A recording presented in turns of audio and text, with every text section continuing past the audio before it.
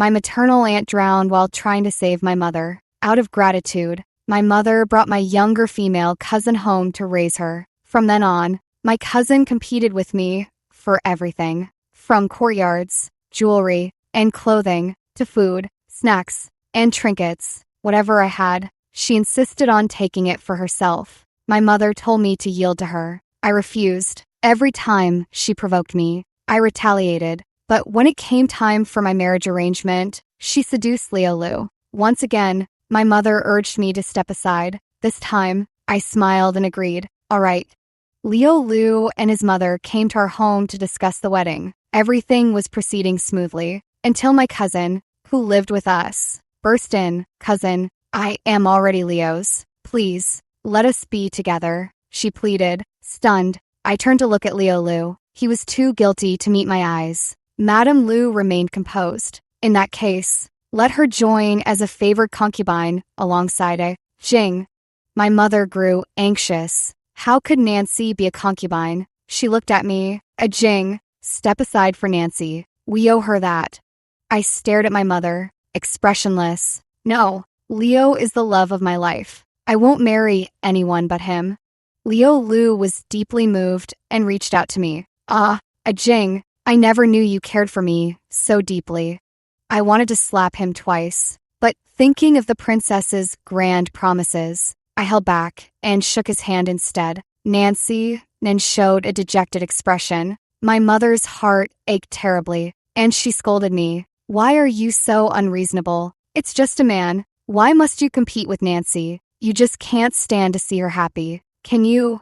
Nancy then glanced sideways at me, a hint of a smile at the corner of her eyes. I rolled up my sleeves, ready to argue with my mother. It wasn't the first time. After all, ever since Nancy moved into our home, she's taken my courtyard, my jewelry, my clothes, my food. My mother and I have been quarreling constantly. She always told me to yield to Nancy Nan. Her mother died, saving me. That's our debt to her. Just let her have her way. How pitiful for a child to be motherless. Why must you compete with her?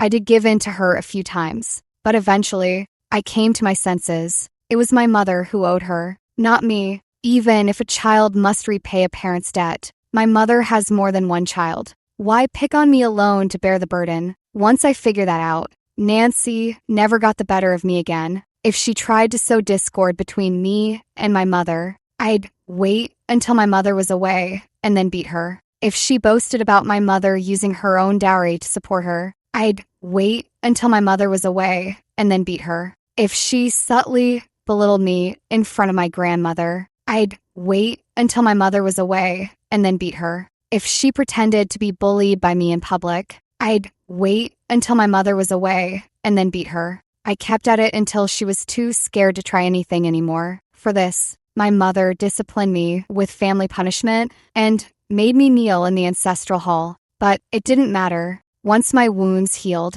I was back to my tough self again. My father called me foolish. Don't you know how to put a sack over her head? She sees your face every time. What have I been teaching you all along?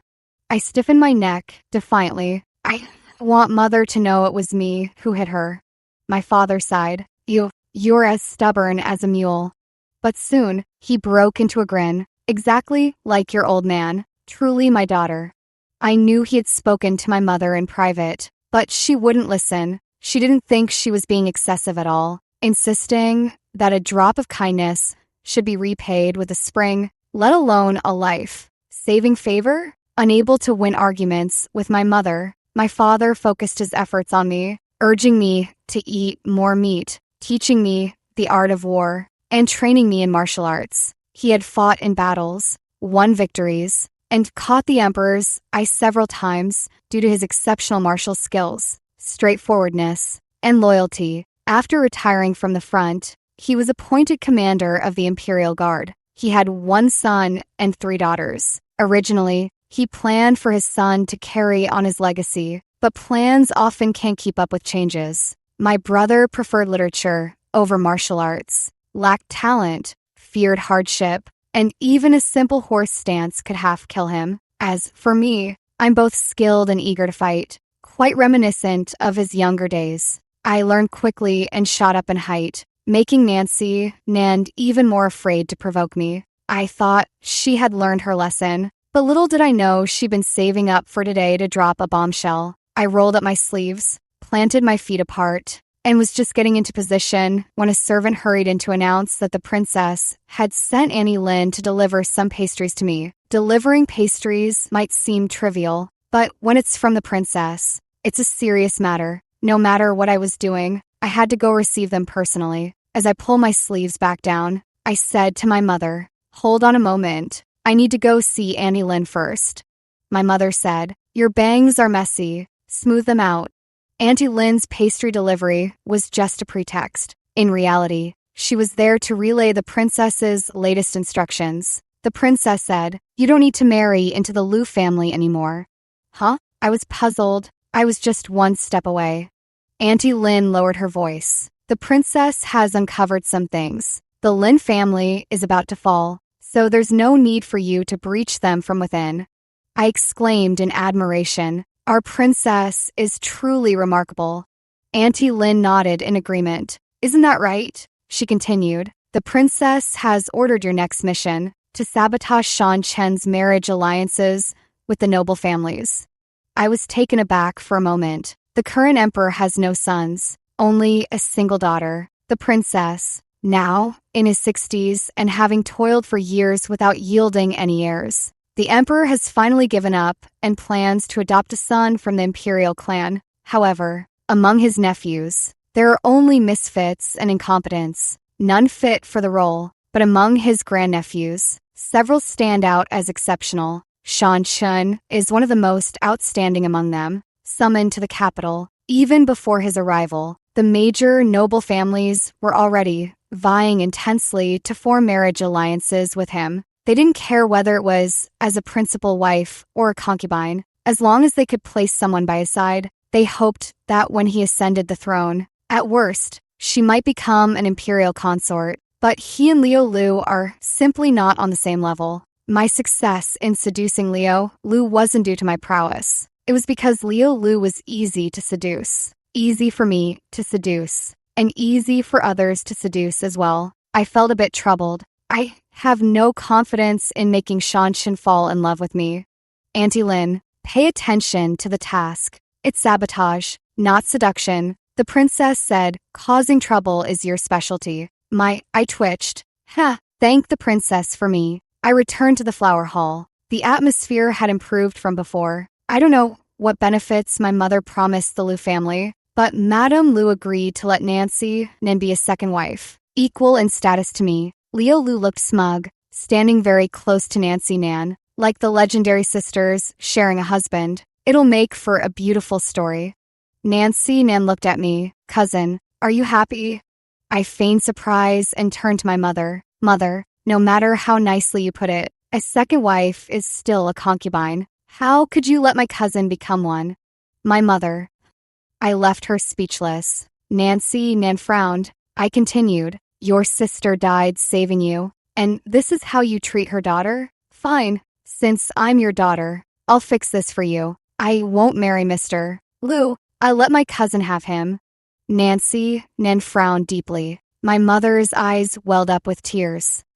Jing, you finally come to your senses." This time, it was the Liu mother and son who were displeased. Liu hastily said, Jing, don't speak in anger. I'll just make Nancy Nan a concubine."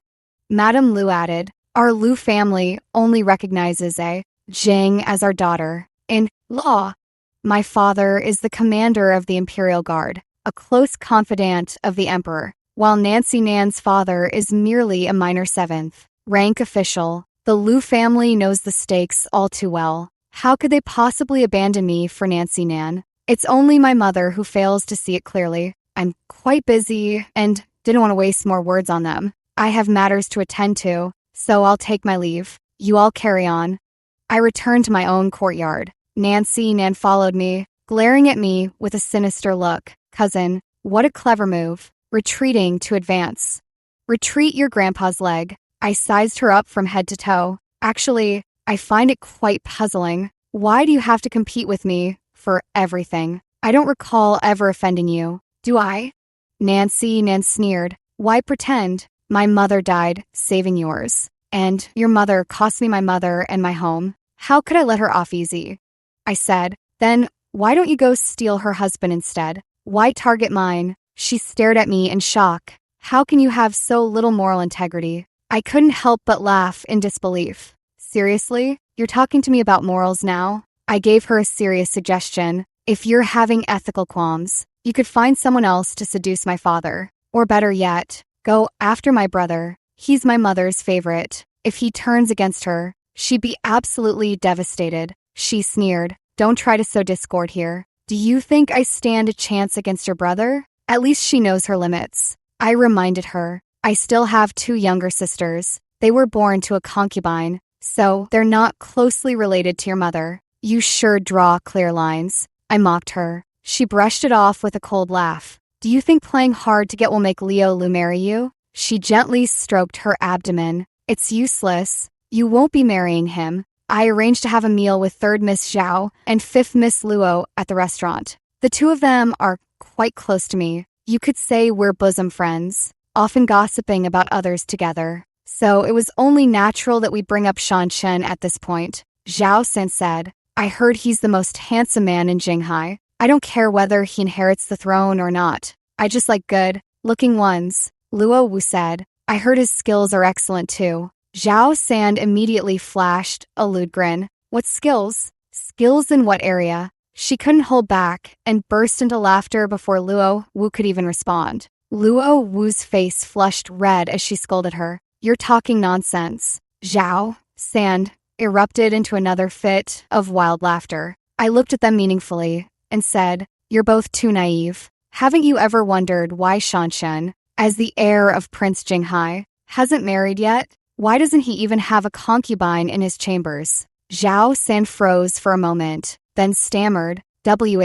Why? Because I made it up. Everyone knows Shan Chen hasn't married. He's only 22, which is perfectly normal for not having a principal wife at that age. As for concubines, who the hell knows if he has any? Facing 2 eager faces, I clear my throat and said, Do you remember 8 years ago when I accompanied my father on business and passed through Jinghai? I was only 12 at the time, on my first trip far from home, and incredibly excited. My father took me to visit the Prince of Jinghai, only to find the entire household shrouded in gloom. It turned out their heir apparent, Shan Chen, had been kidnapped by bandits. The bandits had taken over Tiger Mountain and held a hostage, so the Prince of Jinghai dared not launch a direct assault. Later, my father led a team to stealthily infiltrate Tiger Mountain, being young and fearless. I insisted on going along, and my father, unable to dissuade me, brought me with him. But as soon as we reached the foot of the mountain, we encountered Shan Chen, a 14-year-old youth, his white clothes stained with blood and face covered in dust, yet unable to conceal his strikingly extraordinary aura. Upon seeing us, his first words were, What took you so long? It wasn't a tone of grievance, nor was it fear. It was disdain. He single-handedly took down all the bandits in the mountain stronghold, waiting only for the authorities to come and clean up the mess. I still remember the look in my father's eyes. It was like a wild wolf catching the scent of prey, instantly lighting up with an expression that seemed to say, Why isn't this boy my son? Later, we learned that the mastermind behind Shan Chen's kidnapping was the secondary consort of the Prince of Jinghai. Shan Chen turned the situation to his advantage, killing 2 birds with 1 stone. He helped the Prince of Jinghai eliminate the bandits who had long plagued Tiger Mountain, while also getting rid of the secondary consort who had been a threat to him. He was only 14 years old that year. I told Zhao San and Luo Wu. My father and I went through hell and high water to rescue him from the bandits' den. Poor kid, because of his striking, androgynous looks, he caught the eye of the bandit leader, who wanted to make him his bandit queen. Had we arrived any later, his innocence would have been lost. Zhao San, Shan Chen was so traumatized by the experience that it left him with psychological scars, and ever since then, he's been unable to perform. Luo Wu, I took a sip of tea to moisten my throat. The later rumors about the heir of Prince Jinghai being wise and decisive cleverly capturing Tiger Mountain, were all just to cover up his impotence. My father and I have kept this secret all these years. If it weren't for your lifelong happiness, I wouldn't have revealed it. You two must keep it confidential." Zhao San and Luo Wu looked as if struck by lightning, stunned. "Oh, I have close girlfriends. Zhao San and Luo will have them too." The close girlfriends of Zhao San and Luo will also have their own close girlfriends. That's how rumors spread, from 1 to 10, from 10 to 100. Soon, everyone knew that the heir of Prince Jinghai, the top contender for the throne, Shan Shen, was impotent. The noble families who had been eagerly seeking marriage alliances with him suddenly adopted a wait and see attitude. The princess sent me a message. "You're a damn genius." I gossiped with my father. "Dad, have you heard? The heir of Prince Jinghai is impotent." My father, "That's all rumor." Yesterday, the heir of Prince Jinghai entered the palace to see His Majesty, who had the imperial physician give him a full checkup. "He's perfectly fine. No issues at all," I said. "Perhaps he bribed the imperial physician." My father scolded me. "Don't make baseless accusations without evidence." My mother, "Evidence? What evidence?" She seemed somewhat distracted. The Liu family remained unwilling to agree to marry Nancy Nan. Despite several confrontations with Madame Liu, she gained no advantage and was growing increasingly anxious. Nancy Nan, however, appeared unhurried, as if completely confident. Liu Lu visited me several times, but I told him we were through from then on, with all ties severed. He said, "I know you're still angry with me, but Nancy Nan is already mine. I can't abandon her. I promise you, she will only be a concubine and will never surpass you in status." I told him to get lost. He said, "You're becoming less adorable the more you act like this. Know when to stop." I slapped him twice. He flushed with anger. "What more do you want? It's common for men to have multiple wives and concubines. Why are you making such a fuss? Did you really think I'd stay devoted only to you for life?" He stormed off in a huff, deciding to give me the cold shoulder for a few days. He thought I was deeply in love with him and would eventually yield.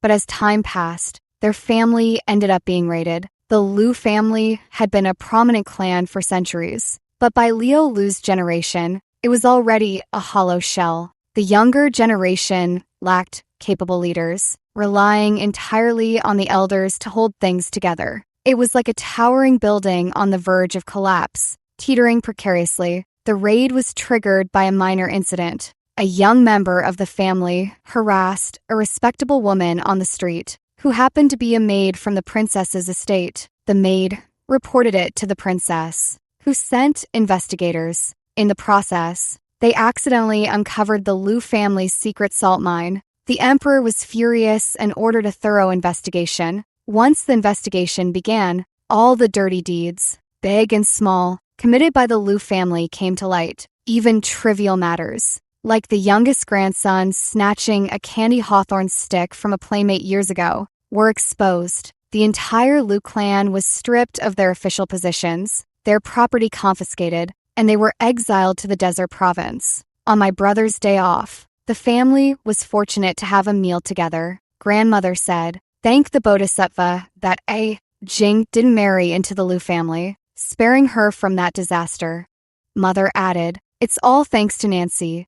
She gave Nancy Nan a meaningful look. Nancy Nan explained, "I knew early on that the Liu family would face trouble, but since my cousin's heart was set on Liu Liu, I feared she wouldn't believe me if I told her. So I pretended to seduce him to ruin their marriage arrangement." She smiled sweetly at me. "Cousin, you won't be angry with me, will you? I did it for your own good." I was stunned. What talent? They actually came up with such an excuse? How could I be angry when my younger cousin sacrificed so much for me? I smiled even more sincerely than she did. She took advantage of the situation, affectionately serving me food. "I knew you wouldn't be so petty, but next time, cousin, you should keep your eyes open. If anything happens, it could implicate the whole family." I rotated my wrist, staring into her eyes. "My hand's been a bit itchy lately. I really feel like practicing on someone." She immediately behaved, shrinking back like a quail, not daring to move. Grandmother looked at me with affection.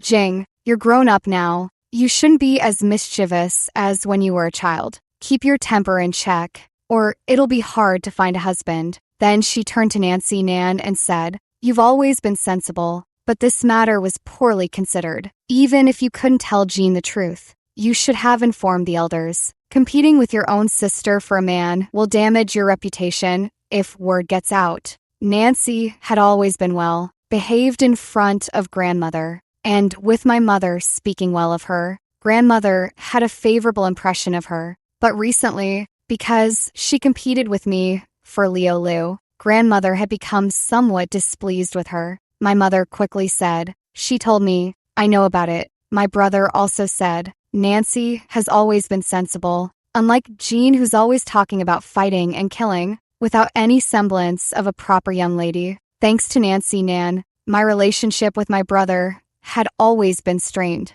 His name is Wayne Wong, yet he doesn't know any martial arts at all. My name is Jean Wong, yet I'm anything but quiet. We're only 2 years apart. We fought as children and argue as adults, neither of us willing to yield to the other. Hearing his words, I sneered. "Same to you. Don't you also lack any semblance of a proper young man?" His face flushed bright red instantly with anger. Like a monkey's bottom, my second sister and third sister covered their mouths, snickering quietly. My mother glared at me. "Keep your comments to yourself. Your brother rarely comes home, so don't provoke him."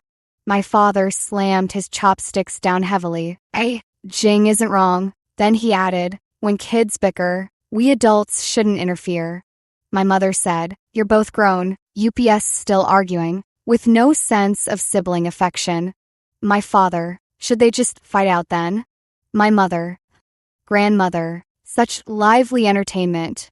When rumors about Sean Chen's impotence were spreading everywhere, Leo Lu sent word from the inner prison that he wanted to see Nancy Nan and me. If he had only wanted to see me alone, I wouldn't have bothered with him, but since he wanted to see both of us, my interest was immediately piqued. Nancy Nan felt the same way. She hadn't planned on going initially, but changed her mind as soon as she heard I was going. After making all the arrangements, we met with Leo Lu. He was no longer the pampered nobleman he once was. His hair was disheveled, his face unshaven, and he carried an odor when we got close. Nancy Nan covered her nose in disgust. Leo Lu gazed at us with deep affection and reluctance. "Forget about me. Let everything from the past be like flowers in a mirror, or the moon reflected in water." Me.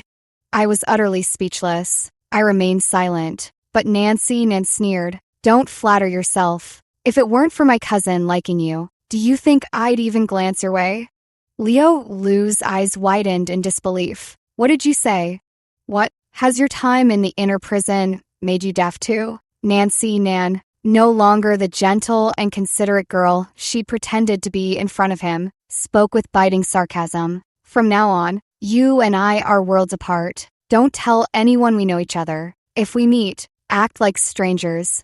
Leo Lu stared blankly, as if he didn't recognize her. Nancy Nan couldn't be bothered to waste more words on him, covering her nose. She turned and walked away. Leo Lu looked utterly shattered, hanging his head and avoiding my gaze. Afraid I might say something harsh too, I said softly, "Take care, Mr. Lu."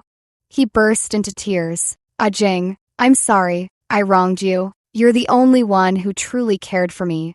His face was a mess of snot and tears. Honestly, I found it pretty off. Putting too. I came in the same carriage as Nancy Nan, but when I stepped out, I realized she hadn't waited for me. She actually left ahead by herself. Grumbling under my breath as I walked back, someone suddenly called out from behind, "Miss Wong." Turning around, I saw a young man in white, with lips red as cherries, a face like polished jade, and a somewhat familiar look. My boiling anger suddenly vanished, and my voice softened. "May I ask who you are?" The man smiled gently. "I am Shan Chen, the heir of Prince Jinghai, the very person I had spread rumors about." My heart leaped into my throat. No way. Has he traced it back to me so quickly?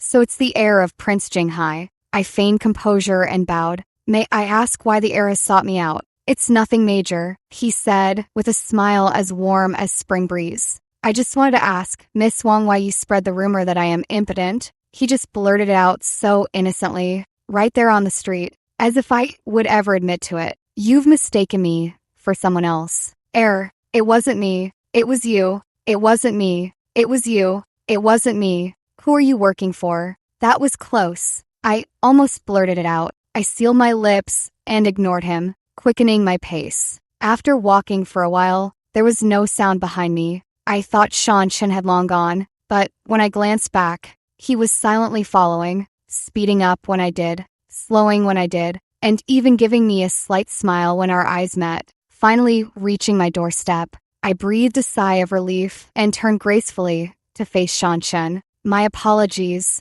heir apparent, but my household is quite busy lately and unable to host you, so I won't invite you in. Shanshan, no need. I have an appointment with your father. Your hospitality isn't required. What?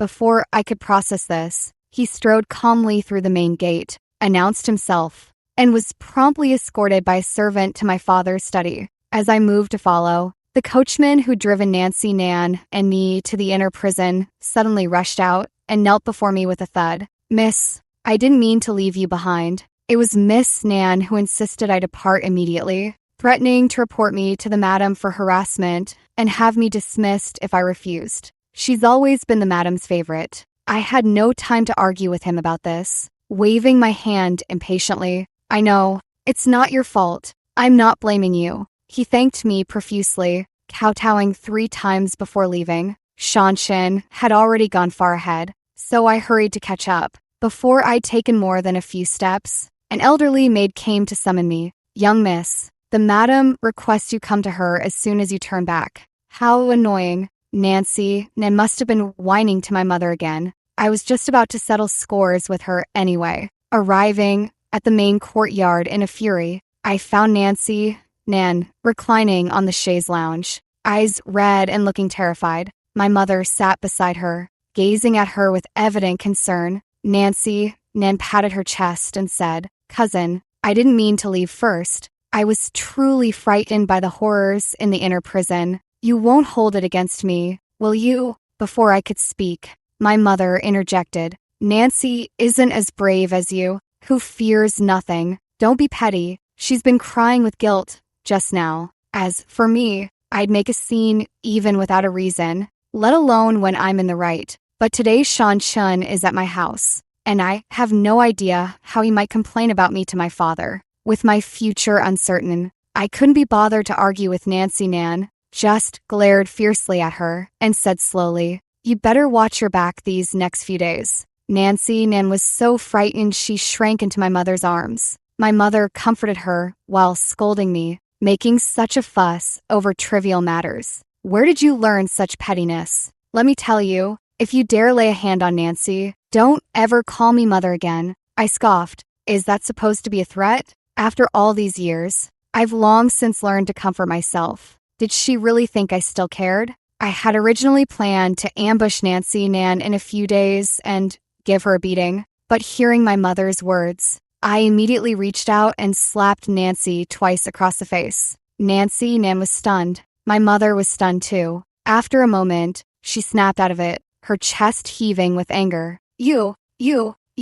She raised her hand to strike me. What a joke. With my agility, how could she possibly land a hit on me? The room descended into chaos. Suddenly, a servant came running over breathlessly and exclaimed loudly, Miss, the master wants you to go to his outer study immediately. Shanshan had indeed reported me to my father. My father was both furious and shocked. He never imagined that his daughter, an unmarried young lady who had been instilled with his upright and honorable values for 20 years, would spread rumors about an innocent man being impotent. How on earth did this happen? My father's spittle sprayed all over my face as his roaring nearly lifted the roof off. Jean Wong, do you have any idea what you're doing? Shanshan said leisurely. Your daughter is probably working for someone. Commander Wong, Your Majesty has always praised your loyalty to me. Have you now learned to take sides? My father's expression turned stern.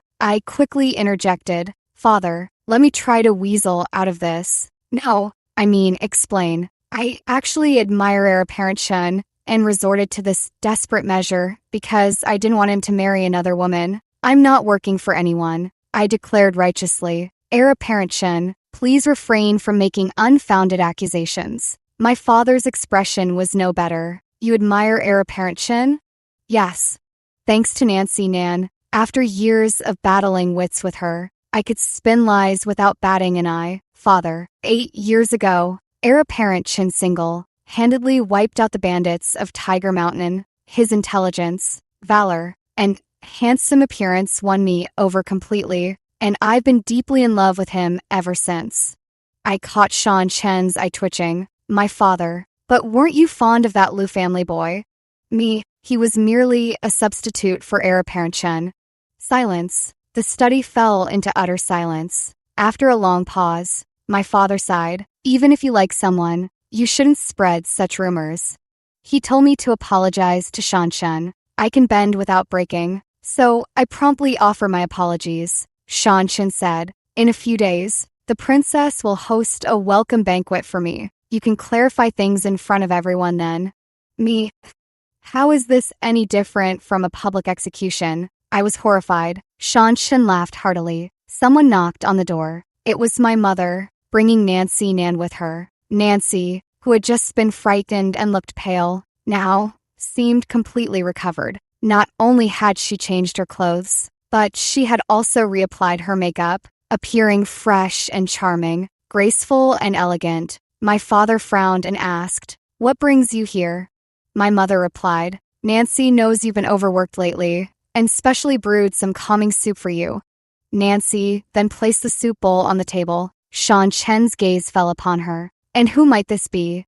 Nancy's face flushed, and she shyly lowered her head. My mother said, "She's my niece, Nancy Nan."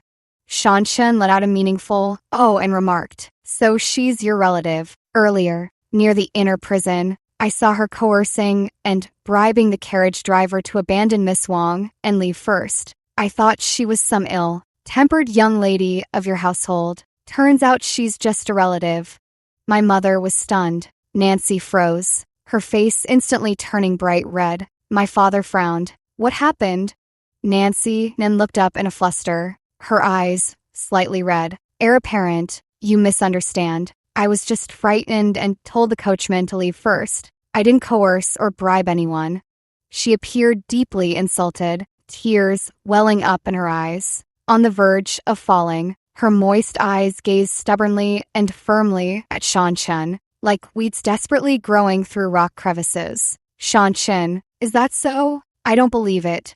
Nancy Nan was momentarily stunned. I couldn't help but laugh out loud. Nancy Nan glanced at me, looking even more pitiful. Did my cousin say something to you? Heir apparent, cousin, I know you've never liked me, but you can't just tarnish my reputation for no reason.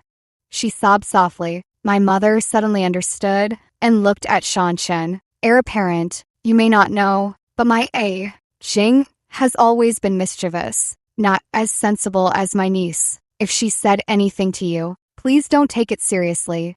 Then she turned to me and said sternly, "This is getting out of hand. Apologize to your younger female cousin at once." I dismissed her words as nonsense. Shan Chen sneered. How strange. This is the first time I've seen a mother not defending her own daughter but siding with an outsider. My mother's face changed. My father's expression darkened as well. I said calmly, "Not that strange, considering this lady just severed our mother-daughter relationship for the sake of her precious niece." My mother looked at me in disbelief. My father finally grew angry. "What's going on?" It was just a moment of anger. My mother explained awkwardly. I belatedly realized that Shan Chen was standing up for me. Was he really that kind-hearted? As I saw him out, he indeed made a request. "Would you like to work for me? I might overlook that rumor you spread about me." Well, he's a man of good judgment. I looked at him blankly. Heir apparent, what are you talking about? I don't understand. He laughed. Unwilling? Then think carefully about how to clear things up at the welcome banquet. My father and mother had a big argument. All these years, My father had always held my mother in high regard, though he didn't approve of her methods. He rarely interfered with her management of the household. He had hoped that over time, the relationship between my mother and me would improve, but instead, she crossed his bottom line, even if it was said in anger. It was unacceptable. Furious, he ordered my mother to send Nancy Nen back to her family. My mother naturally refused. Nancy Nen cried until she was breathless, and in the end, she even dashed against a pillar, willing to die to prove her innocence. Of course, she didn't succeed in dying. My mother's eyes were swollen from crying as she held Nancy Nan, declaring that if Nancy were to be driven away, she would die with her. Left with no choice, my father stripped my mother of some of her household authority and gave it to the concubine as a way of giving me an explanation. I was deeply moved. But then, my father immediately punished me by making me kneel in the ancestral hall. Wait, father, I'm the victim here. I'm punishing you for spreading rumors and slandering others. I've lived my life with integrity and honor. How can you, with such petty behavior, face our ancestors? I muttered under my breath. But earlier you taught me to ambush Nancy Nan with a sack. That's hardly honorable. My father choked for a moment. This is called adapting to circumstances, dealing with specific issues accordingly. He only made me kneel for half an hour. Any longer, and he wouldn't have the heart to. The next day, Nancy Nen came to my courtyard early in the morning under the pretext of apologizing. Her forehead was still wrapped in gauze, with a faint red color showing through. She carried a food box containing breakfast she had prepared herself. She said, "Your mother is quite touching. But this is what she should do. If my mother were still alive, she would protect me the same way." I ignored her. She continued, "So you like the heir apparent, Chen?" I lifted my eyelids to glance at her. "If you dare set your sights on Shan Chen, I won't let you off." Successfully angering me made her quite pleased. "Oh really? Then just watch and see if I dare or not." I glared at her. She leisurely took out the breakfast, the sickly sweet aroma wafting through the air,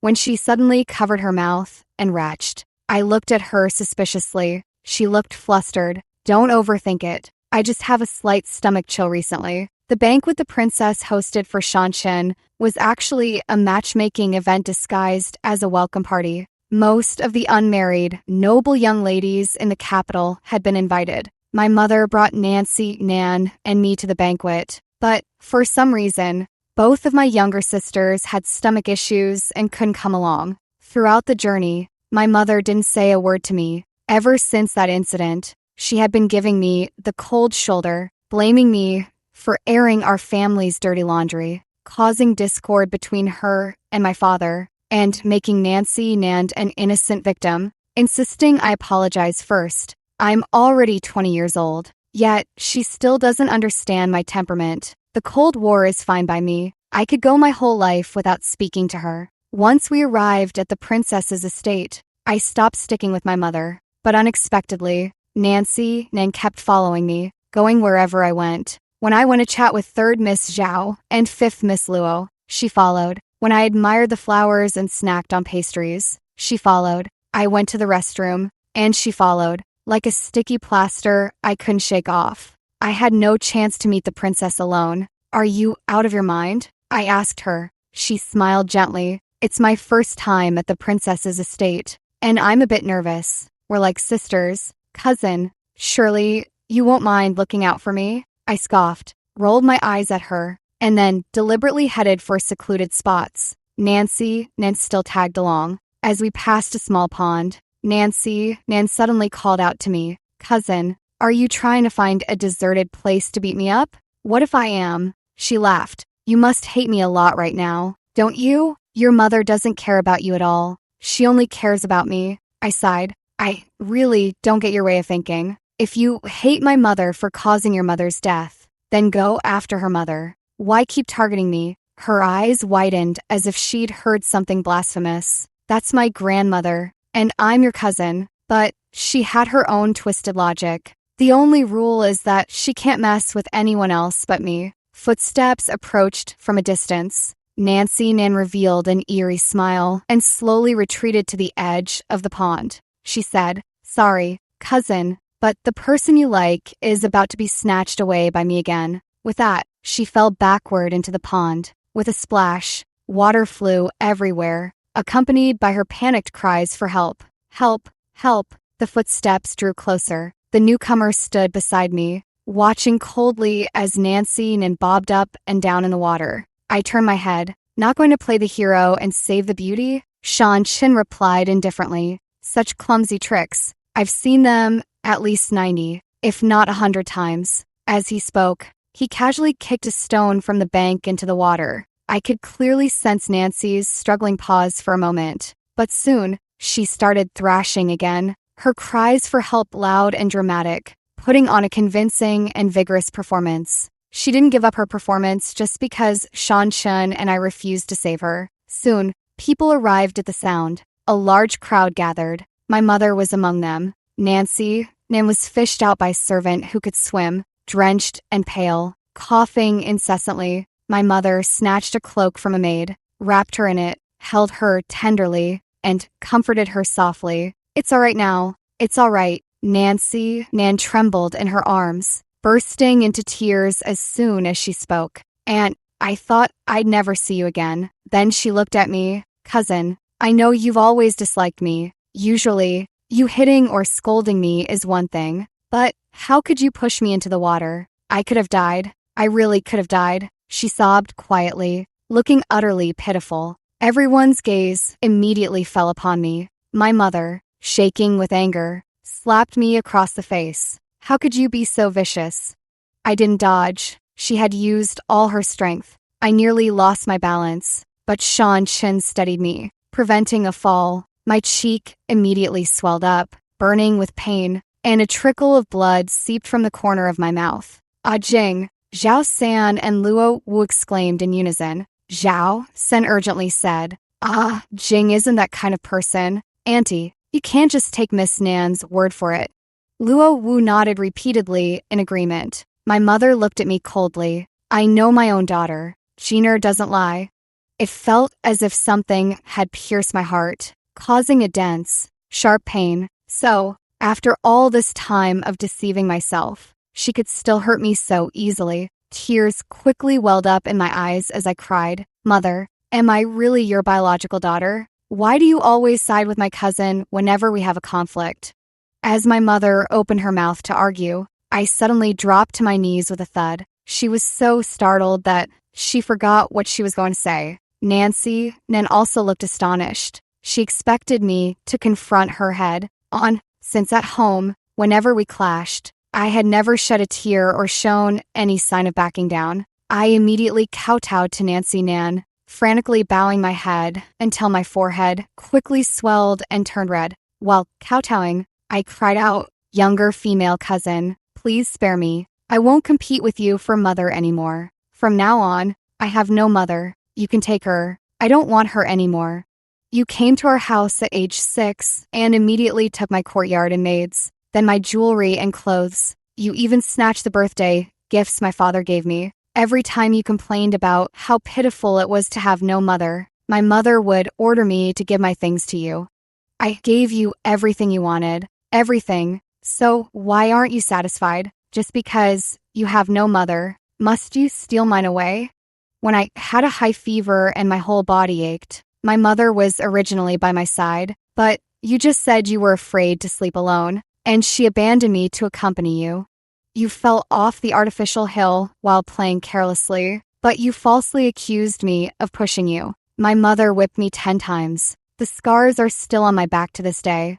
You handed me tea, but deliberately held it unsteadily, spilling scalding liquid on my leg, then claimed I intentionally didn't take it. My mother only checked if you were burned, completely missing the red burn marks on my leg. My mother favors you, believing whatever you say. In her eyes, I'm nothing but selfish, domineering, and uncivilized. Fine, I admit defeat. I was wrong. All right, just leave me alone. From now on, she can be your mother alone. I don't want her anymore. My words came out rapid and relentless, accompanied by torrential tears and a heartbroken tone, creating a striking impact. Several tender, hearted ladies had tears welling up in their eyes. Both my mother and Nancy Nan tried repeatedly to interrupt me, but each time they started to speak, I raised my voice to drown them out, leaving them unable to utter a single word in rebuttal by the time I finished. When I finally fell silent, only my choked sobs remained, and Nancy Nan snapped back to reality. "Your talk." She had barely begun when an elegant woman's voice interjected. "Poor child." The princess had arrived. Everyone hurried to pay their respects to the princess. I was crying so hard I started hiccuping. The princess pulled me into her embrace, wiping her eyes as she said, "My poor child, you've suffered so much. I've always wanted a caring daughter. Would you be willing to accept me as your adoptive mother?" This turn of events was something I hadn't anticipated. I was taken aback. My mother quickly chimed in with a smile. "Your Highness must be joking. This child is too dull and difficult to discipline. How could she possibly be worthy of being your daughter?" I said, "I'm willing." My mother froze. Then, after a moment, her eyes reddened as she looked at me and said, "Oh, child, how could there be lasting grudges between mother and daughter? I know you've been wronged all these years, but your maternal aunt died saving me, and Nancy is her only child. I'm just repaying a debt of gratitude." I nodded through tears. "I understand. So I won't compete with my cousin anymore. I'll give her whatever she wants." My mother was at a loss for words. Nancy Nan's cries rang out again. "Auntie, don't you believe me now either? It really was my cousin who pushed me into the water." She sobbed pitifully, her right hand unconsciously shielding her lower abdomen. My mother was caught in a dilemma. I said, "Mother, there's something you still don't know." Nancy Nan's hand trembled slightly as she looked up at me, her face a mask of panic, yet with unconcealable anticipation in her eyes. I continued, "The reason you fell into the river back then was because younger female cousin was playing with glass marbles by the riverbank. You accidentally stepped on one and tumbled into the water." Nancy Nan froze, her already pale face turning as white as a sheet of paper. My mother was also stunned. I went on, "Everyone in your maternal family knew about this, but they kept it from us specifically to make you feel guilty, to make you remember this favor and raise their daughter for them. If you don't believe me, you can ask Uncle. I only recently found out by bribing one of the Nan family servants." I turned to Nancy Nan. "You knew about this too, didn't you? But you couldn't accept that you caused your own mother's death. So you brainwashed yourself into believing my mother was responsible. You drove a wedge between me and my mother just to get revenge. You thought my mother took your mother from you, so you wanted to take her daughter from her." My mother stared at Nancy Nan in disbelief. Nancy Nan shook her head tearfully. "I didn't. Cousin, why are you falsely accusing me like this? It was you who pushed me into the pond." Her resolve was truly firm. Even at this point, she spared no effort to steer the twisted conversation back on track. From an angle no one could see, she subtly winked at the maid standing nearby. That was the witness she had prepared. But the maid hesitated for a moment, not daring to step forward. She knew which way the wind was blowing. To make matters worse, Shanshin suddenly spoke up. "You're lying. You jumped in yourself. I saw it with my own eyes." In truth, from his distance and angle at the time, he couldn't have clearly seen what happened on our side. But he spoke with such conviction and seriousness, and given his status, no one doubted him. Even Nancy Nan was taken aback, wondering if she had miscalculated the timing and let Shanshin witness it. The outcome was sealed. She had lost. The princess was furious and ordered the matron to slap her mouth with a shoe sole, continuing until her cheeks swelled like a pig's head and her mouth was full of blood before calling a stop. My mother showed pity on her face, but dared not openly defend her in front of the princess. After the princess ordered Nancy Nan to be thrown out, my mother seemed to lose her spirit and soon hurriedly took her leave as well. She even forgot to call me to go with her. I lowered my head, pretending to be upset. The princess patted my head, summoned the court physician to treat the wounds on my forehead and face, and said affectionately, "Good child, call me mother." The princess was only 14 years older than me. While some women have children at 14, she, being of noble birth and well, maintained, looked no more than 25 or 26. After much internal struggle, I softly called out mother. The princess laughed heartily. With such an incident occurring, neither the welcome banquet nor the matchmaking event could continue. The princess announced to the guests, "Another day, I will formally host an adoption banquet for A. Jing and invite you all then." She then said to Shanshan, "My apologies, heir apparent Shen, for ruining your welcome banquet. I apologize on behalf of Jing and will host a separate banquet for you soon to make amends." The princess had instantly stepped into the role of a mother. In truth, she had been widowed for many years and had no children of her own. Shanshan said, "Your Highness flatters me. In fact, I should be the one thanking you." The princess looked puzzled. Shanshan continued, "Your Highness may not know this, but 8 years ago, I once crossed paths with Miss Wang. At that time, I had been kidnapped by bandits, my life hanging by a thread, and I nearly lost my virtue. In that critical moment, Miss Wang descended from the sky in red, like a celestial maiden, and saved me." My eyelid twitched uncontrollably, a sense of foreboding washing over me. Sure enough, after expressing his emotions, he smiled faintly and added, "Lately, there have been rumors in the capital about my inability to perform." Did he just say that out loud, so boldly, in front of so many people? What decent person would publicly discuss whether they can perform or not? And most of those present were women. Some had already blushed, but despite their embarrassment, no one was willing to leave. They all perked up their ears to listen. My heart pounded like a drum. Seriously? With the banquet in such disarray, he's still fixated on having me clarify this? Shanshan looked at me. Actually, it's not entirely a rumor, because ever since then, I've lost interest in all women around me. Not even the most stunning beauty could stir my heart. It wasn't until I saw Miss Wang again today that my heart started beating once more. He's even better at making up stories than I am. The princess was dumbfounded too. This turn of events was completely unexpected for her. She looked at me, and I looked at her. We stared at each other wide-eyed, blinking in disbelief. She said, "How about I ask Father Emperor to arrange a marriage for you?" Shanshan seized the opportunity. "Thank you, Your Highness." The progress was too fast. I stammered. "And no.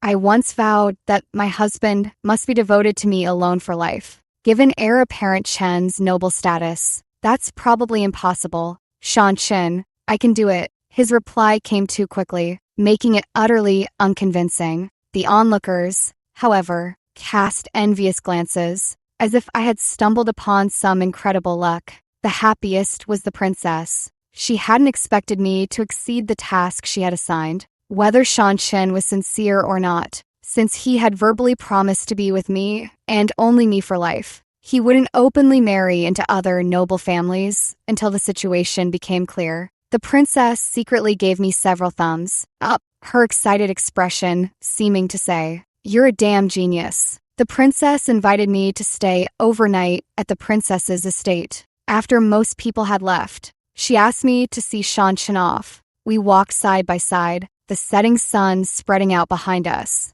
my hair dancing in the wind, and the hem of my dress swaying gently. I thought I must look absolutely beautiful right now. I was lost in the fantasy of my stunning beauty, until Shanshan spoke up. "Does it hurt badly?" I was taken aback, snapping back to reality. "Duh, why don't you try knocking your head a few times?" He laughed, pulling out a small white porcelain bottle from his waist. "This is golden ointment from my hometown, even better than the palace's. Give it a try." I took it, offering a dry thank you. He suddenly sighed. 8 years ago, you were only 12, yet you could face a mountain of corpses without flinching. How is it that now, in your own home, you let an outsider bully you like this? Probably because I'm too kind-hearted. He laughed. "I don't believe that, unless there's been some major change. A person's nature doesn't alter." My mood suddenly lifted, and I laughed too. That time when I had a fever and she deliberately called my mother away.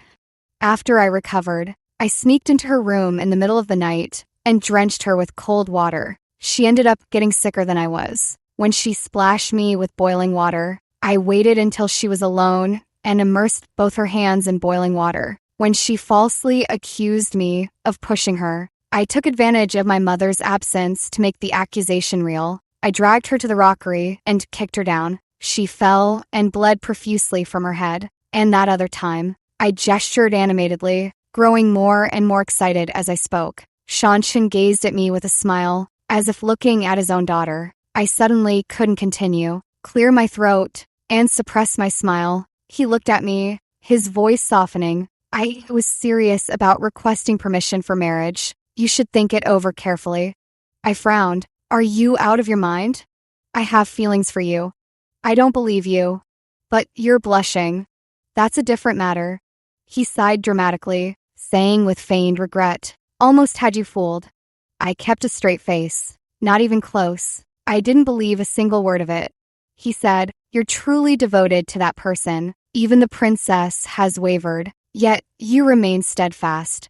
Me, he declared with great confidence. I've investigated. The princess has been in close contact with the heir of Prince Linen, though the heir is also a notable figure. Your Majesty only summoned me to the capital this time, which makes the answer quite clear. No matter who your Majesty chooses, the princess's noble status remains unchanged. Logically, she should remain neutral. Yet she's clearly working for the heir of Prince Linen. There can only be one explanation. He promised her something even a princess cannot obtain. He stared into my eyes. Political involvement, right? He promised to let the princess participate in governance. Me, is it possible that the heir of Prince Linen is actually working for the princess? Shanshan, I know the princess's talents are no less than any man's, and she too has her own ambitions. Her agreement to petition for our marriage shows she's wavering. Go back and tell her that I can also allow her involvement in governance. As long as she doesn't stir up trouble, there will surely be a place for her in the court. Me, no. How can someone's imagination run wild to this extent? He continued, but I don't want you to be forced into this. The heir of Prince Linen already has a primary imperial consort. Whatever he can offer you, I can give you the same, and even more. You should know what it means to be my heir apparent's consort. Empress. He was promising me the position of empress. He probably thought that, for a woman, becoming empress was the highest status she could ever achieve. I relayed Shanshan's words to the princess. Princess. Actually, my plan was for you to infiltrate the enemy's ranks and ensure he doesn't father even half a child. Father Emperor has few heirs and worries most that his successor might be like him. Your spreading rumors of Shanshan's impotence was a fortunate coincidence. Although Father Emperor had the imperial physicians examine him, they could only prove he's capable. But whether he can actually father children is another matter. Until he produces an heir, Father Emperor won't formally appoint a crown prince. Today, he agreed to the marriage proposal following my lead. Firstly, to win me over. Since you're my adopted daughter, marrying you would make him almost a son, in law to me. Secondly, your father is the commander of the Imperial Guard, a close confidant of the Emperor. Marrying you also means gaining your father's support. Thirdly, his promise of one wife for life is a declaration of loyalty to Father Emperor. He won't form other political marriages. He isn't courting officials, and though he might be named heir apparent, he has no ambition for the throne. 3 gains at once. Shanshan is shrewd indeed. In fact, you're practically the perfect imperial consort fallen from heaven, the princess's adopted daughter, the commander's child. Normally, marrying you would arouse Father Emperor's suspicion, but you happen to be old acquaintances with him and saved his life. It's only natural that he's fond of you, I said, but, Your Highness, you know I never saved him. The princess nodded, looking at me. So, he's just using you. I frowned slightly. Ah Jing. The princess asked, do you want to be empress? She was testing me. She knew about Shanshan's promise to me. She feared I might be tempted. I smiled. Your Highness, I never gamble on a man's sincerity. Rather than being an empress dependent on the emperor, I'd rather be the one others depend on. A prince? Yes, a prince. This was the promise the princess made to me. I assist her, and when she ascends the throne, she will appoint me as the first ruling princess of the Dynasty. The princess held my hand, her gaze affectionate. Good child, I knew I hadn't misjudged you, mother, me. I stayed at the princess's estate for 2 days. On the third day, when my father was on his day off, I returned home. I had already sent someone to inform my father about what happened at the banquet, and he said he would give me an explanation. Upon arriving home, before I could pay my respects to my father, my mother came to find me. She looked very haggard, her eyes red and swollen. Jang, mother knows you've suffered all these years, she said. I've confronted your uncles and their families. It was indeed Jeaner's unintentional mistake that caused me to fall into the water back then. But regardless of how I fell in, it's an undeniable fact that your maternal aunt died, saving me. She truly saved my life. A noble person judges by actions, not intentions. Jeaner has already realized her mistake. Those things she did weren't intentional. Having lost her birth mother, she felt insecure and feared I might abandon her, which led her to compete for your affection. She's learned her lesson from this incident and won't repeat it. So please forgive her. I watched her quietly, feeling completely unmoved inside. She suddenly grabbed my hand. As your mother, I'm begging you, please ask your father not to send Jeaner away, since the princess has taken a dislike to her. Her reputation is already ruined. If we cast her out now, what future would she have?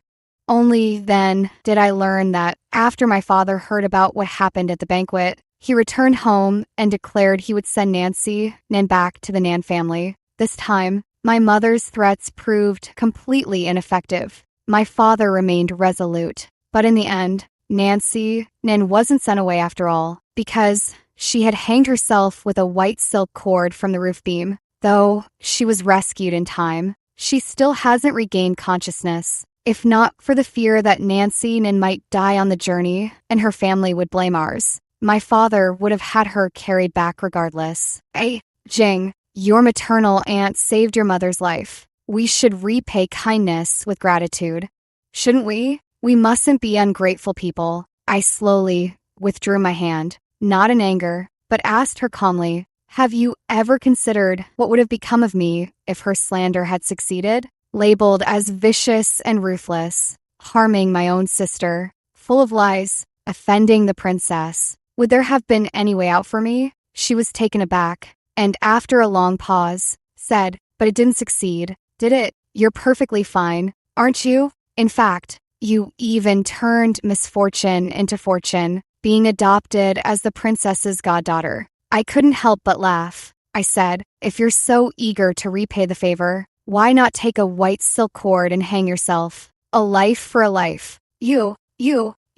She trembled with rage, clearly wanting to curse me, but knowing she had no ground to stand on, she forcibly held back. I went to find my father, with my mother following closely behind, trying to persuade me. I told my father, I intend to move into the princess's estate for an extended stay. Although my mother holds a noble status, she lacks a close companion by her side, and the household feels too cold and lonely. As her daughter, I cannot neglect my filial duties. But don't worry, father, I will return home to visit you on your days off. My father pondered for a moment. Very well.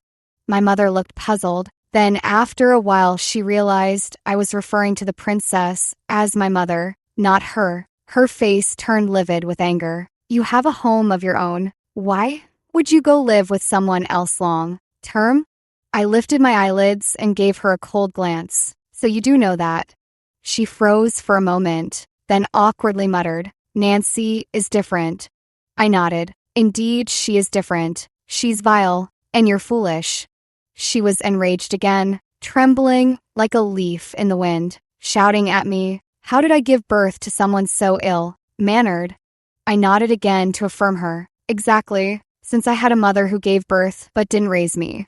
Before leaving, I went to see Nancy, Nan, and asked to dismiss the servants in the room, but my mother refused, fearing I would harm Nancy. My father had people restrain her, and she screamed after me, if you dare harm a single hair on Nancy's head, I'll disown you.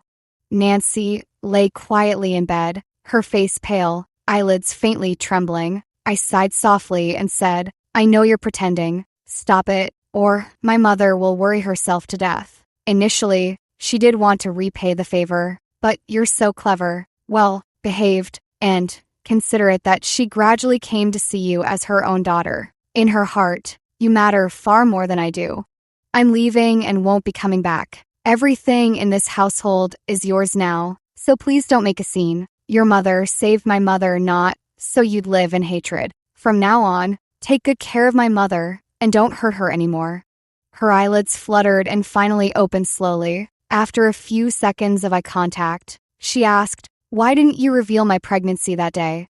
I smiled gently and replied, "That wasn't your fault. As a fellow woman, I didn't want to use that against you." She stared blankly, a look of remorse on her face. I pushed the door open and left. My mother rushed in frantically, then exclaimed with joy, "You're awake, Nancy, you're awake." She then asked, "Did your cousin harm you?" I heard Nancy say, "No, cousin is very kind." So naive, I immediately suggested to my father, "Slip the knockout drug into Nan's medicine, and while she's unconscious, send her back to the Nan family." Did she really think I was some saint who'd easily forgive those who hurt me? She wasn't pregnant at all. Repeatedly showing flaws in front of me was just to lure me into misunderstanding. At the princess's estate, she slandered and provoked me, hoping I'd expose her supposed pregnancy in public. Then, by calling a doctor, she could clear her name, while I, having tarnished her reputation, would lose all credibility. All my previous accusations against her, including what she thought I said about her in front of Shanshan, would be seen as lies. No one would believe me anymore. She certainly knew how to adapt to the situation. Initially, she faked pregnancy to marry Leo Liu. After the Liu family fell, she quickly thought of using a fake pregnancy to frame me. What a talent. But she foolishly believed my nonsense. Nan was sent away that very day. My mother naturally made a scene, but when my father asked if she wanted to go back to the Nan family with Nancy, she didn't dare say another word. She could sense that my father was serious. The princess requested the emperor to grant a marriage between me and Shanshan. The emperor asked for my father's opinion. Surprisingly, my father disagreed. The emperor wasn't angry at all. At his age, clinging to the throne and fearing death. Though he favored Shanshan, he didn't want his subjects to turn to the new heir too soon. He cheerfully summoned Shanshan to the palace, telling him to first win over his future father-in-law before seeking the imperial decree for marriage. My father's reason for disagreeing was simple. He thought that with my straightforward nature, if I married Shanshan, I'd be devoured without a trace in the harem. Even if Shanshan promised him a lifetime of devotion to one person, he didn't believe a single word of it.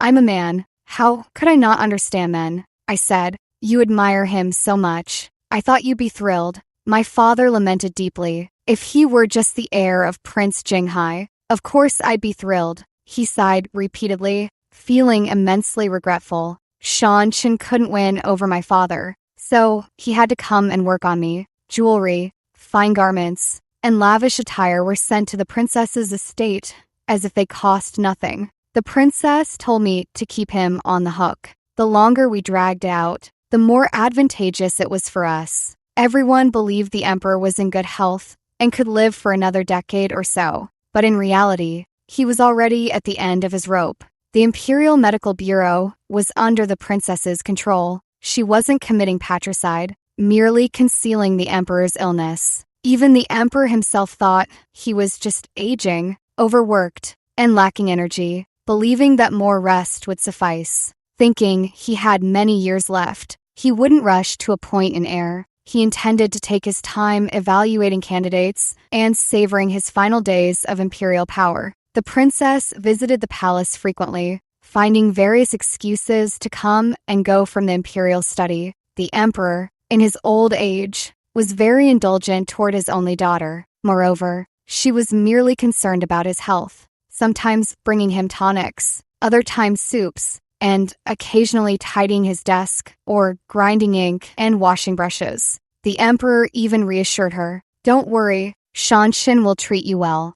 Shanshan invited me for a mountain excursion. He came without attendants, and I without maids. A man and a woman alone together. Imaginations running wild. The princess said, he might want to elope with you and make it a done deal. So your father would have no choice but to agree. I said, don't worry, princess. I'll take the chance to remove his tool of mischief. The princess prepared a razor, sharp dagger for me, and earnestly advised, you must resist his charms at all costs. She added, I've stationed men at the foot of the mountain. If you're in danger, fire a signal flare into the air. The autumn air was crisp, osmanthus fragrant, and the mountainside ablaze with red maple leaves. Perfect for young lovers' outings. I wore riding attire, neat and practical, with my hair tied up. Shanshan, however, was dressed like a peacock, with 5 or 6 accessories just around his waist. I said,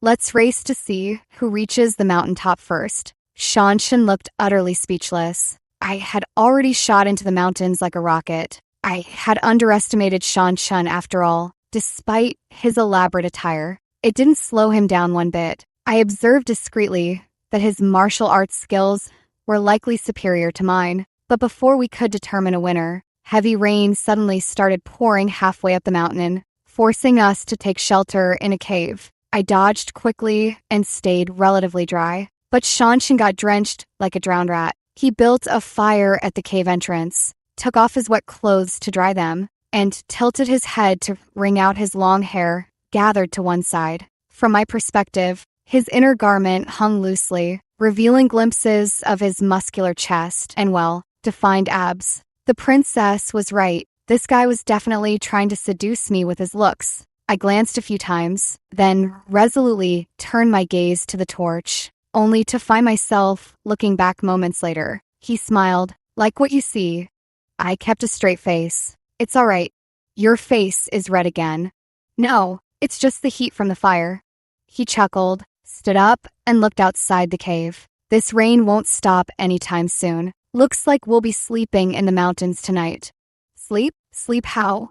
He glanced back at me. Stay away from the fire. Your face is as red as a monkey's bottom. I quietly moved further inside. The rain indeed never stopped. But fortunately Shanshan had brought provisions and water, so we managed to fill our stomachs. At night, the temperature dropped sharply. Shanshan gave me his dried outerwear to use as a blanket, and with the fire kept burning, it wasn't too cold. He leaned against the stone wall, closing his eyes to rest. Wrapped in his clothes, I stayed wide-eyed until I couldn't hold out any longer and fell asleep. But he made no further moves. I drifted in and out of sleep. Suddenly, I felt someone approaching me and snapped my eyes open to see Shanshan's face right in front of mine. In the dim firelight, he looked like a seductive enchantress. After an internal struggle, I slapped him, ready to indignantly scold him with unwavering virtue. But he quickly covered my mouth. I immediately bit down on the fleshy part of his hand between his thumb and index finger. He winced in pain, let out a low gasp, and whispered, "Shoo, there's someone outside." I focused my attention and listened carefully, only then realizing the rain had stopped, and faint rustling footsteps were approaching from below, getting closer and closer. Shanshan and I exchanged a glance, quickly extinguished the fire, and swiftly hid behind a large rock inside the cave entrance. We had just crouched down when people arrived at the cave entrance. Someone peered inside. The embers are still warm. They haven't gone far. Another person said, "Focus on killing the woman. Ignore the man." Me. Once they had moved away, I gritted my teeth and said, "What does this have to do with me? Why are they mainly after me? They must have it wrong." Shanshan replied, "Probably because I once said I have no interest in other women, only in you. They think that by killing you, I'd be rendered ineffective. Plus, killing you is less suspicious. Targeting me would be too obvious." Me. Seriously? People actually believe that? With that level of intelligence, they're competing for the throne? Shanshan led me down the mountain. The path was muddy, the light was dim, and we had to evade our pursuers, making the journey doubly difficult. To make matters worse, we were soon discovered. Shanshan pushed me. You go first, I'll cover the rear. He nearly knocked me over. There were about 20 of them. Sean tangled with one while the other 19 charged at me. I was their target. Even with my martial skills, I couldn't fight off so many alone, and they were armed. In a moment's carelessness, I was slashed in several places. Suddenly, Sean shouted, "Watch out!" He rushed over in a flash, wrapped his arms around me, and spun us around. I heard the sound of a blade sinking into flesh. He had taken a sword strike for me. The blade pierced clean through his shoulder, stopping right before my eyes. My face turned pale with fright, my voice trembling. "Ash, heir apparent, are you all right?" Gritting his teeth, he could barely speak, only shaking his head slightly. I pulled out the knockout powder from my waist and scattered it, then seized the moment while they dodged to grab Sean and roll down the other side. This is a slope with gravel and branches on it. We'll suffer some scrapes, but there's no life threatening danger. I've calculated it. The calculation was off. We rolled too far. Shanshan nearly fell off the cliff, saved only by my grabbing his hand at the critical moment. His shoulder was stained red with blood. Assassins were closing in from behind. I held onto his hand tightly, my wounds tearing open, blood streaming down my arm. He yelled, "Let go." I stayed silent, shaking my head, tears welling in my eyes, clearly seeing his shocked expression. "Prepare to die." Someone shouted behind me, the raised longsword stirring the air, and I could keenly feel the chill approaching. I resignedly closed my eyes, but the expected pain never came.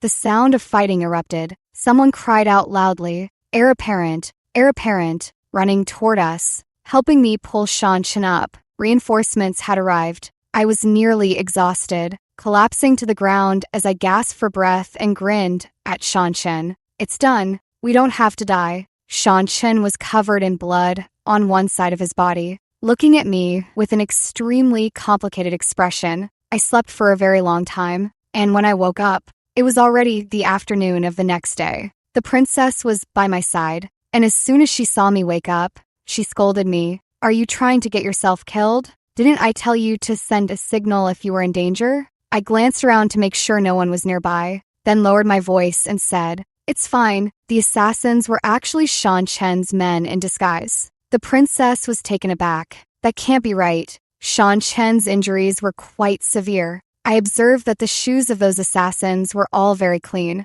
It had rained in the mountains. If they hadn't been lying in wait beforehand, their shoes couldn't possibly be that clean after searching their way up the mountain. If they really were lying in wait, wouldn't the best time to strike be right after nightfall, when we were tired and hungry? Why wait until we had eaten our fill, rested, and even slept before making a move? Most importantly, I didn't believe Shanshan would simply invite me to enjoy the scenery just to improve our relationship. He was bound to do something. If he didn't try to force intimacy, then it must have been something else. When the assassin appeared, I thought to myself, if he were to heroically save the beauty and take a sword for me, would I be so moved that I'd pledge myself to him? And indeed, he took the sword for me. He really went all out. His entire shoulder was pierced through, making for a dramatic effect. But he didn't expect that I'd rather die than let go. I probably shocked him even more, didn't I? He must be completely captivated by me now. The princess clapped.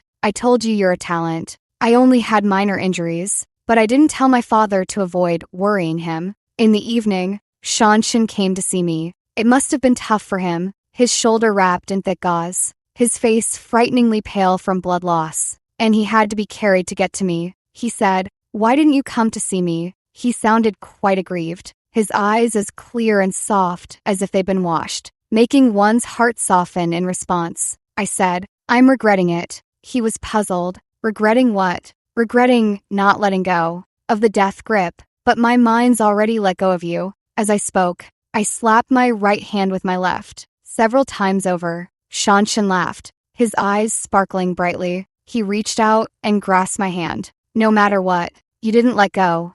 I pulled away. He took hold again. I pulled away once more. He took hold again. Like children, we found endless amusement in this. As I was about to pull away again, He suddenly frowned and groaned. Ouch, you pulled my wound. I immediately froze, not daring to move. Seizing the chance, he brought my hand to his lips and kissed it. I put on a stern face. Hey, don't push your luck.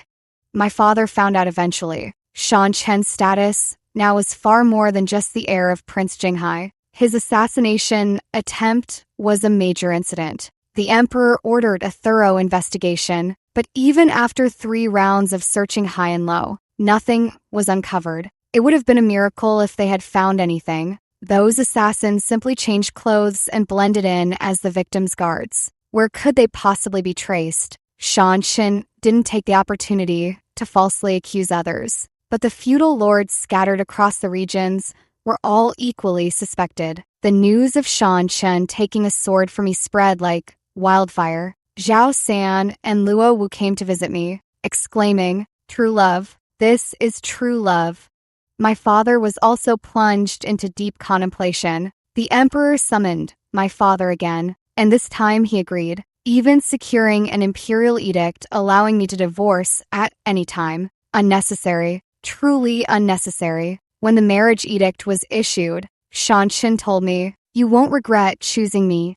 To this day, he still believes I was weighing him against the heir of Prince Linen and was moved to choose him in the end. With our engagement, his position as the crown prince became unshakable. The emperor had favored him all along, and now, as the princess's son, in law, for her sake alone, the emperor wouldn't consider anyone else. Likely, as soon as I bear a child, the edict appointing the crown prince will be publicly announced. I still reside at the princess's estate. The princess formally held a family recognition banquet for me, referring to me as my son whenever she mentioned me outside. My mother came to see me once. I didn't want to see her. The princess said, "I know you're annoyed with her, but she is your biological mother after all. Just put on a show for outsiders." My mother came to me, again about Nancy Nan. I laughed as soon as I heard it. Over the years, I've come to understand that my mother doesn't love me. Her love is limited,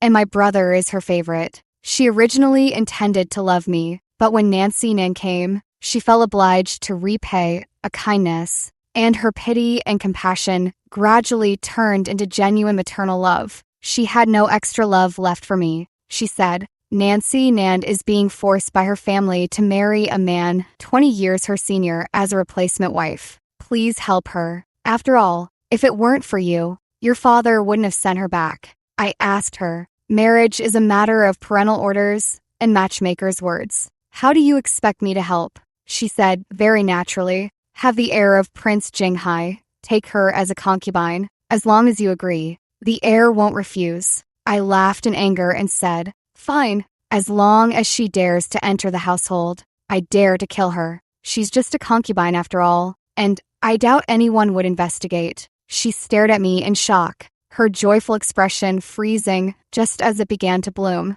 I said coldly, "Do you think I'm giving you face? Nancy Nan has repeatedly slandered and framed me. That I haven't killed her is a testament to my magnanimity, and you dare ask me to help her? How dare you speak to me like that?" She stamped her foot in anger. "Don't you believe I'll report you for filial impiety? Let's see if the heir apparent still wants you then." I narrowed my eyes, my tone growing even colder. "Go ahead. I may have moral constraints against killing you, but the princess doesn't." Her mouth fell open in disbelief. I continued, "Don't you understand human speech? I've told you many times. You're no longer my mother. From now on, the princess is my only mother. Stop seeking validation in front of me." Though I cursed with satisfaction, I felt none inside. Outsiders wouldn't care how my mother had treated me. As long as she was my mother, I was naturally expected to obey and honor her. If she truly went all out to report me, well, let's just say it could really make things difficult for me. I was deeply frustrated, yet I couldn't actually kill her. The princess said, "How about I adopt you, and you take my surname?" Adoption is different from being a goddaughter. Once adopted, I would have no relation to my mother. Taking the princess's surname meant being formally recorded in the Jade Registry and legally recognized. The princess discussed it with my father, who, for reasons unknown, agreed. My mother objected, but her objections were in vain. So, on an auspicious day, I transformed into Chunjing, and the emperor even granted me the title of lady, for fun. My wedding with Shan Chen was scheduled for April of the following year, but after the new year, before January had even ended, the emperor suddenly fell, gravely ill. Though it wasn't entirely sudden, to others, it seemed sudden, but for the princess and me, it was expected. The emperor was advanced in years, yet his harem was filled with beautiful, young concubines, not to mention sharing his favor equally. He couldn't even handle focusing on one without strain.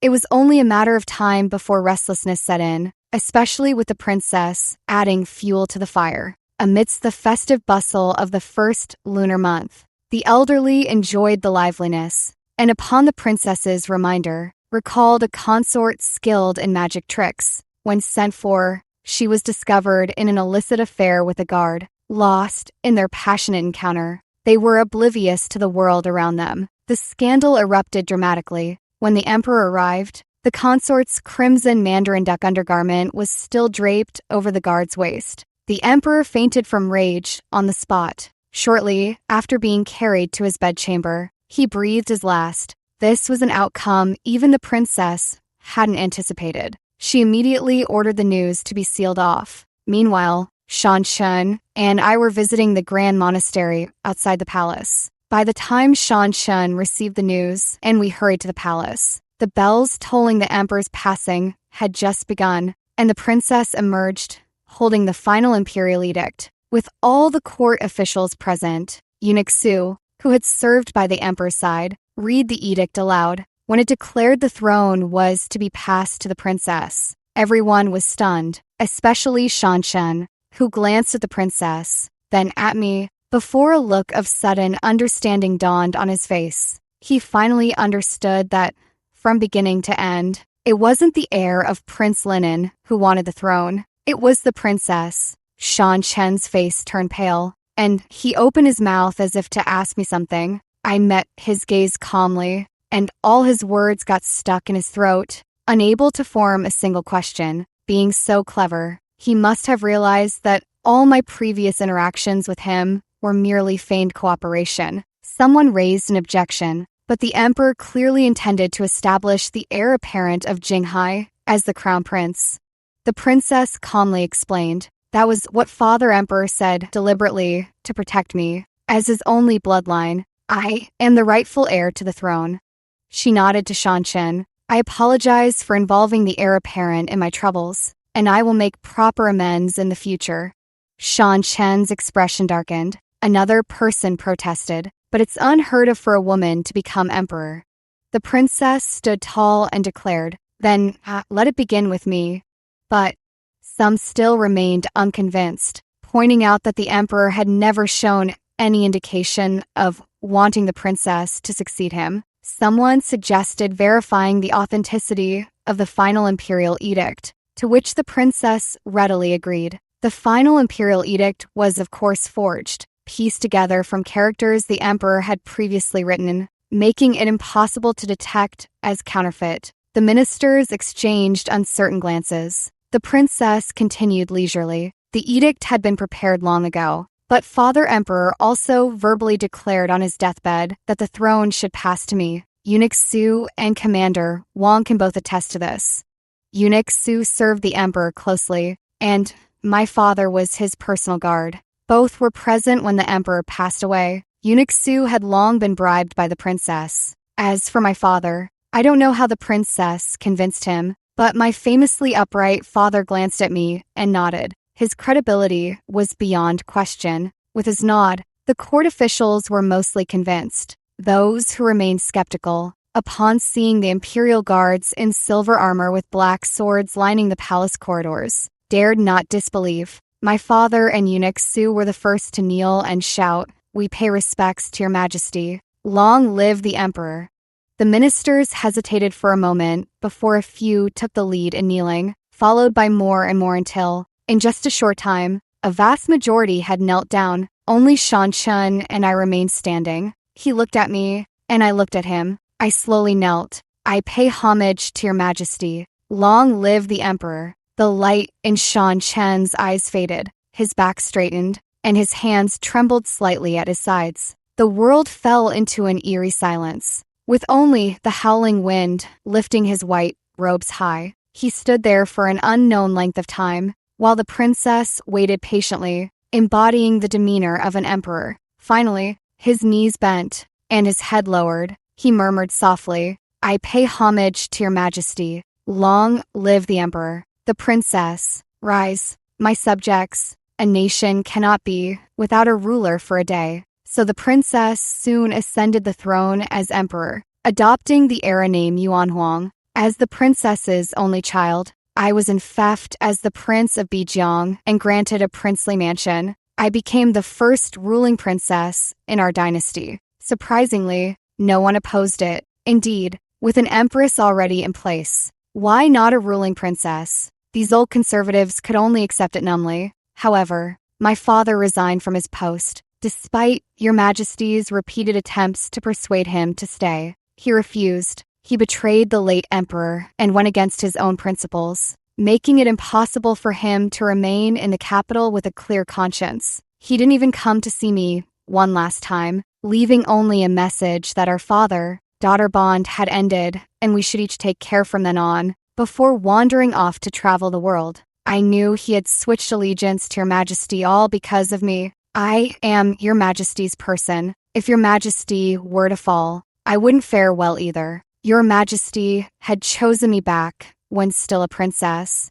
perhaps foreseeing this day all along. She is far-sighted and a natural-born ruler. I secured the title of countess for my two younger sisters and built a new prayer hall for my grandmother. Madame Wang and Wayne Wang received nothing and were very dissatisfied, but they dared not confront me. With my father gone and Wayne Wang being nothing but a bookworm, the Wang family would have to rely on my protection in the future. Madame Wang deeply regretted her actions and tried to mend our mother-daughter relationship, but now, without my permission, she couldn't even get an audience with me. As for Nancy Nan, she had been living well after her marriage. Her husband, though 20 years her senior, was completely wrapped around her finger. She truly was a talent, with first-rate skills in sweet talking. But after His Majesty ascended the throne and I was enfeoffed as princess, her husband's family, learning of our discord, divorced her and sent her back to the Nan family to curry favor with me. The Nan family,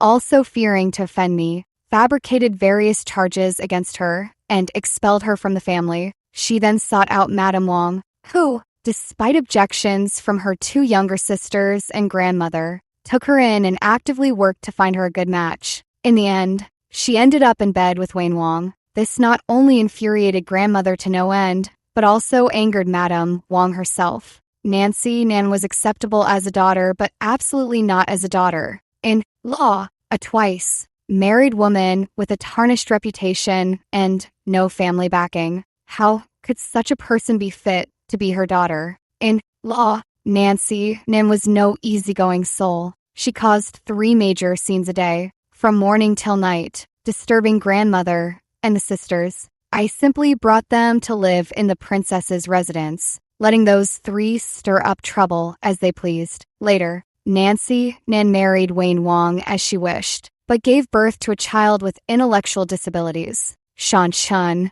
and I were betrothed by the late emperor, and the marriage contract remains valid. During the 3-year national mourning, Your Majesty, fearing unforeseen changes, had us marry hastily within the period of mourning. For someone once favored by the late emperor, and who came within a step of the throne, Your Majesty could only rest easy by keeping him under close watch. Moreover, to display magnanimity and benevolence, Your Majesty permitted him to attend court and participate in governance. As the Prince of Bijiang, he became the Prince Consort of Bijiang. Naturally, he resented this. By day, he argued with Your Majesty and me in court, opposing every new policy we proposed. By night, he exhausted himself in bed with me. As the saying goes, it's the ox that tires from plowing, not the field that wears out. After a few rounds, he was spent. I whipped him with a lash, demanding, "Get up, weren't you going to wear me out?" Sprawled on the bed, he gasped weakly, "We'll battle again, next time." Huh, as if he could outmatch me. With my recommendation, Zhao San became the court historian by your majesty's side, while Luo Wu entered the Imperial Academy. True to form, Zhao San couldn't resist, asking me quietly, "So, how's his prowess?"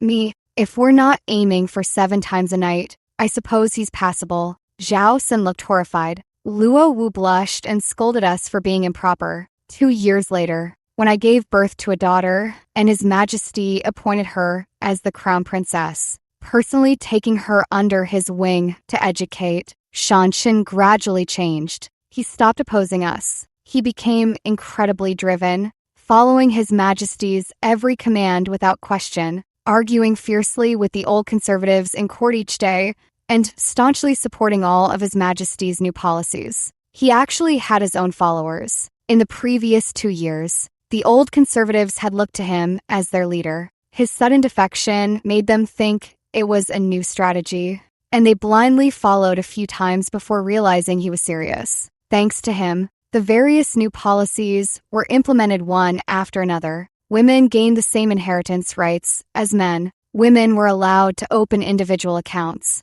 Women and men could take the imperial examinations together. He even proposed implementing a new land distribution system starting from the border regions, where the amount of land allocated would be based on the number of women in the household. The border regions, plagued by constant warfare, had long suffered from a surplus of women and scarcity of men. With the introduction of the new land distribution system, many soldiers who had struggled in their hometowns chose to marry and settle here, leading to a rapid population surge and even boosting the prosperity of the cities. Among these border cities, the implementation was particularly smooth in the desert province. Yes, that's the very place where Liu Lu's family was exiled. Most of the Lu family perished along the way, leaving only Liu Lu, once a pleasure-seeking, unmotivated rich kid. The family's downfall ignited a fierce resolve in him. He quickly redeemed himself through meritorious service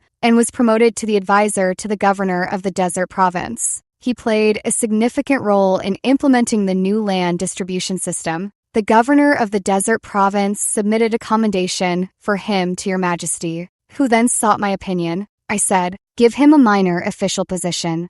Upon returning home, Shanshan started giving me the cold shoulder, refusing to speak, eating only plain rice, sleeping curled up on the edge, and even crying secretly at night. Though he claimed it was secret crying, there wasn't a single tear, just dry sobs, and he deliberately did it within earshot. I was jolted awake and glared at him. "Have you had enough of this?" No, he was quite irritable, staring back at me defiantly. After a moment, he suddenly asked, "That time on the mountain, if it had been a real assassin, would you have let go?"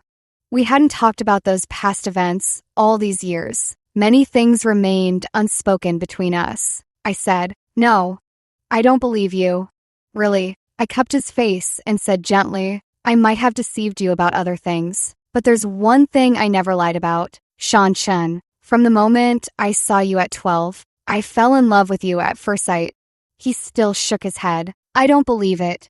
But his expression had softened, his gaze turning tender, and the corners of his mouth lifted in a smile he couldn't suppress. I kissed the corner of his mouth. "It's true." He pulled me into his arms, kissed me back, and whispered fiercely in my ear, "I don't believe it."